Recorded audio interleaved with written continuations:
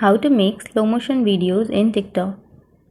So to make slow motion videos, first you have to open up your TikTok application. And now after opening your TikTok, on the bottom middle corner you will have a plus icon. You can tap on that plus.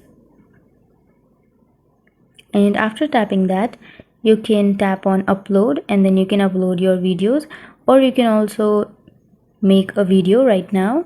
But for now I'll be uploading.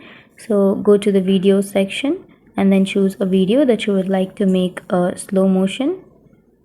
And after choosing the video, go to edit, which is on the upper right corner, right below the save button. And now before proceeding, make sure to like and subscribe our channel for more videos. And here choose the video, and after tapping on the video, you will have a speed option on the bottom left corner. Tap on speed. If you go more than 1, like 2, 3 or 4, you will have your speed video. If you want to make it slow, then go to less than 1, like here, and after that you can make your videos in slow motion. So that's it. That's how you make slow motion videos in TikTok. And if you have any questions, feel free to comment below. Thanks for watching.